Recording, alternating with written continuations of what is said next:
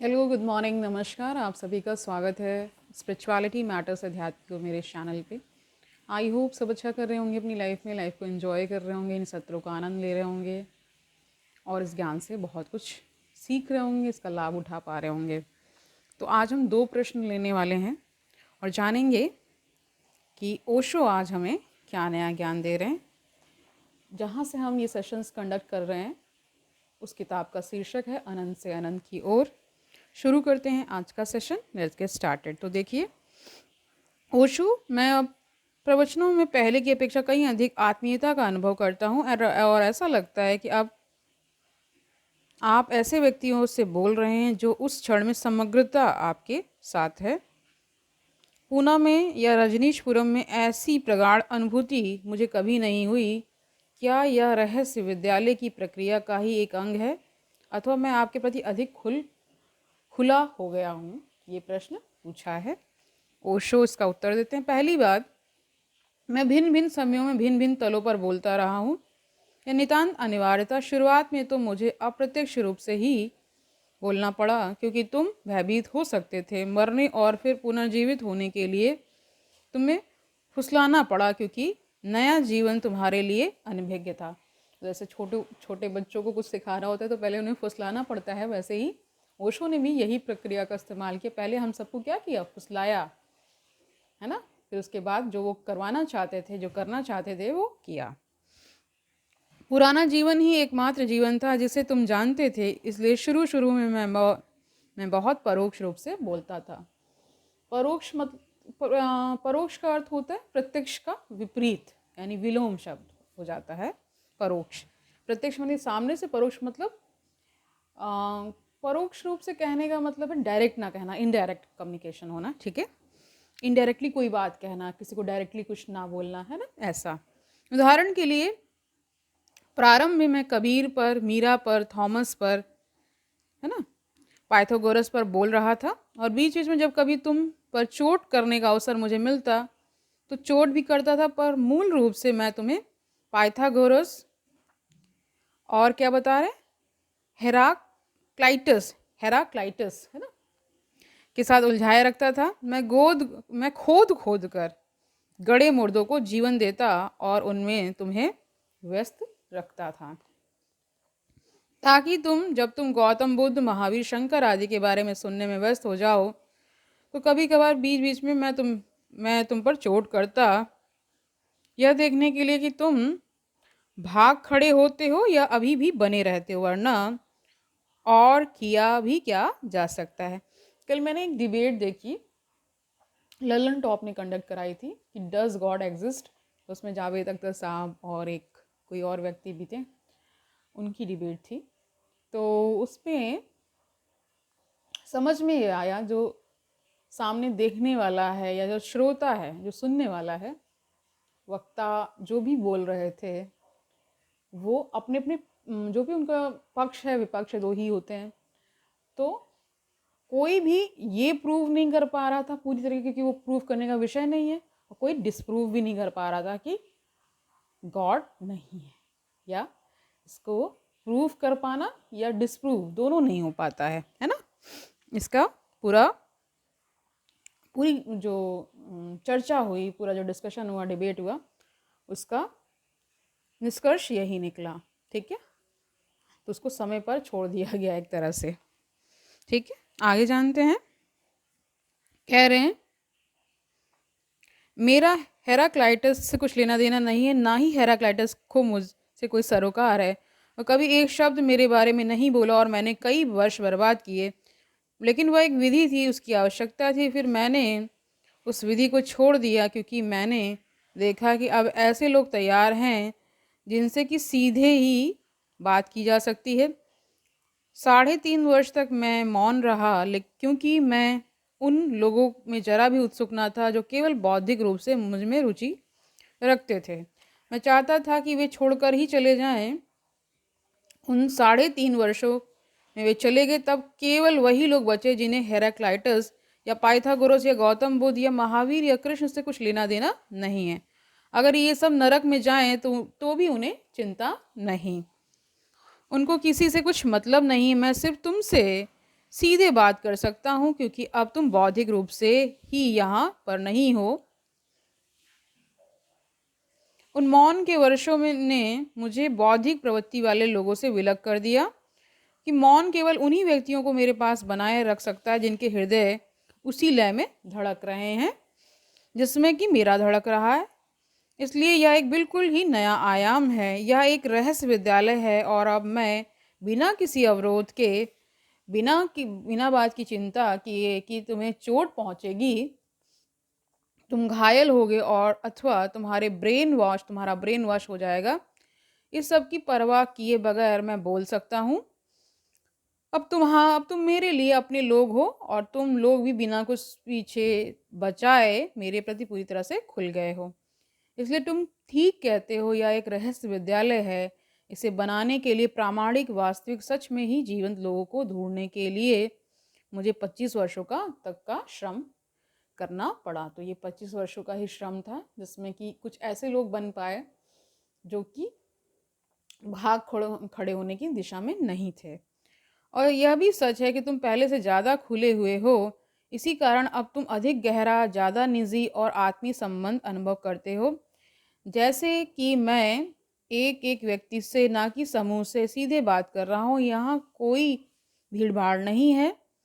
तुम्हें यह स्मरण दिला दूं कि अगर तुम्हारा मन बोलता रहता तब यहाँ एक भीड़ मौजूद रहती है और तुम सभी मौन हो तब यहाँ केवल एक मौन, एक शांति होती है। लेकिन एक कमरे में से मौन कह रहे हैं क्योंकि एक कमरे में 100 मौन नहीं हो सकता, नहीं हो सकते, नहीं 100 लोग मौन नहीं रह सकते, कुछ ना कुछ वो बोल ही देंगे, इसलिए ऐसा कहा जा रहा है।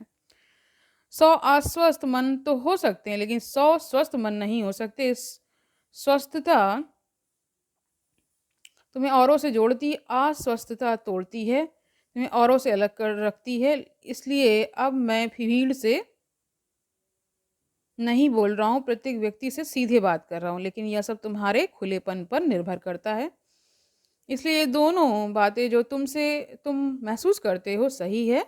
तुम्हारा खुला होना और रहस्य विद्यालय दोनों एक ही सिक्के के दो पहलू हैं। ठीक है, नेक्स्ट प्रश्न लेते हैं। ओशो, प्रारंभ में मैं सोचता था कि आप हम में से प्रत्येक को व्यक्तिगत रूप से जानते हैं, भले ही हम कभी न मिले भी ना हो। फिर मैंने महसूस किया कि मैं यह विश्वास इसलिए करता था क्योंकि मैं ऐसा ही मानना चाहता था।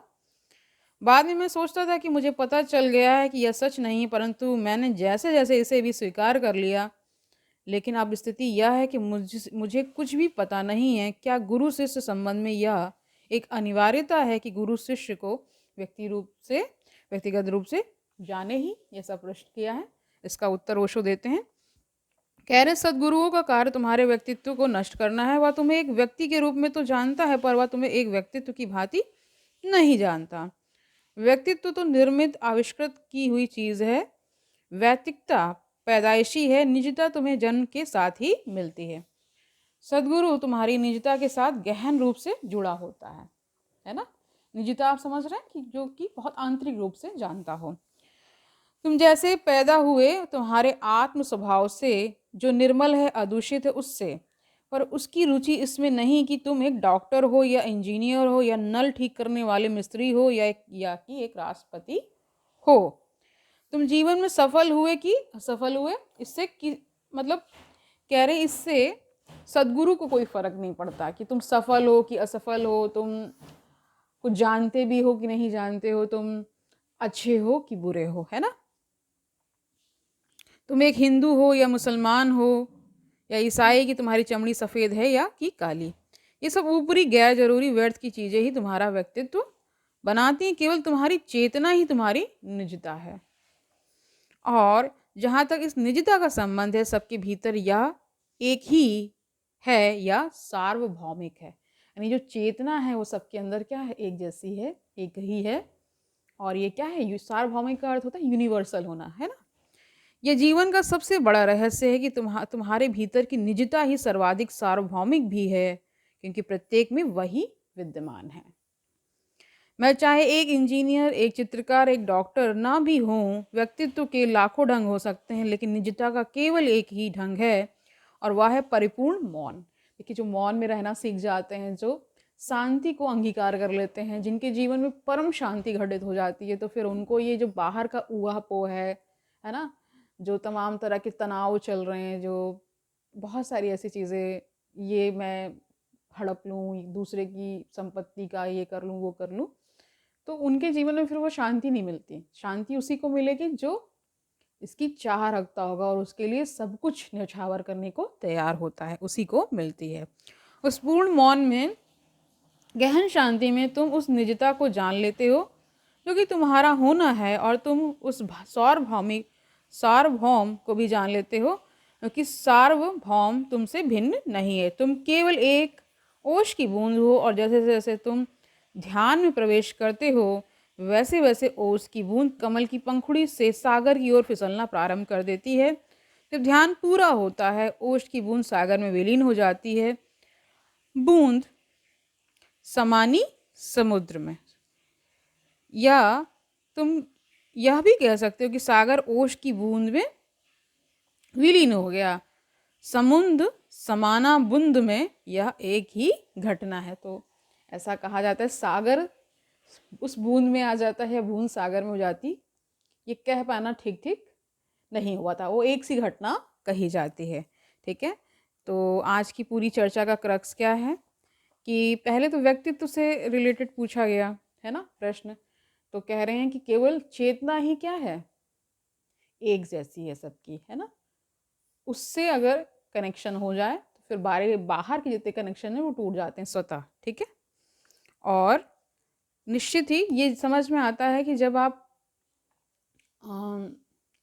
जीवन के छोटे छोटे बिंदुओं को ठीक से उसकी चेकिंग करते हुए देखना शुरू करते हैं, तब आप, जैसे आप आज जो हैं, मतलब आप कितने भी वर्ष के हो सकते हैं, 35 वर्ष, 40 वर्ष, तो अपना पुराना जीवन यानी पिछला जीवन 20-22 साल का वाला जीवन देखते होंगे, तो आपको समझ में आता होगा तब मैं कितना मासूम था, मैं कितना इनोसेंट था, और मैं कितनी जल्दी लोगों की बातों में आ जाता था। ये सारी चीज़ें आपको लगती होंगी। लेकिन जैसे जैसे आप ग्रो करते हैं, आपको एक्सपीरियंसेस होते हैं, और एक्सपीरियंसेस बैड एक्सपीरियंसेस से भी होते हैं, तो आप समझ पाते हैं कि जीवन में ग्रोथ हुई है। ग्रोथ किस प्रकार आप अनुभव करते हैं कि जो डिसीजंस आप लेते हैं वो आप ज़्यादा अच्छी तरीके से ले पाते हैं, और हो सकता है जो आने वाला कल है वो इससे बेहतर हो। यही तो सब हम चाहते हैं कि आने वाला कल इससे बेहतर हो। आज की पूरी चर्चा में ओशो ने कहा इस पर ध्यान देना है कि जो कॉन्शियसनेस है वो सेम है। अगर उस तल पे हम सब इंटरेक्ट, या वहाँ तो इंटरेक्शन वैसे होता नहीं, मौन ही घटित होता है, तो वो मौन वाला भी जो इंटरेक्शन है वो होने लगे तो कुछ अद्भुत होता है ना। इसी के कंटिन्यूशन में हम रहने वाले हैं। और अगर आपको कोई समस्या, कोई परेशानी, कुछ भी आपको अगर परेशान कर रहा है तो मुझे कमेंट सेक्शन में बताइए। निश्चित ही उसका सॉल्यूशन देने वाली हूँ अपने लेवल से, जितना मुझे ज्ञान है या जितना मैं जान पाई हूँ अभी तक। इस श्रृंखला, इस पूरी सीरीज़ को करते हुए, यानी अनंत से अनंत की ओर, ठीक है, इसको पूरा करते हुए ना ये महसूस हो रहा है कि कितनी छोटी छोटी बातों को ध्यान दिया गया है। मतलब हर एक लेवल पे बताया गया है कि शांति आपको कैसे मिलेगी, ध्यान कैसे प्रैक्टिस करना है ना। थोड़ा समय खुद के लिए निकालना है, कम से कम आधा 1 घंटा खुद के लिए निकालिए 24 घंटे में से, है ना। खुद को शांत रखना है, काल्म एंड कंपोज रखना है। अपनी जो आप काम करते हैं उसकी, मतलब उसमें आपको एफिशिएंट होना है। ये सारी चीज़ें जब आप धीरे धीरे शुरू करते हैं, मतलब हर लेवल पे देखना शुरू करते हैं कहाँ क्या किया जाना है, तो वो होता भी दिखता है। ठीक है, कल मिलते हैं, तब तक आनंद से रहिए, सुखपूर्वक अपना जीवन व्यतीत करिए, दूसरों को सुखी करिए, और ये भी याद रखिए ये ज्ञान कितना आवश्यक है। कल मिलते हैं, तब तक के लिए हरिओम तत्सत।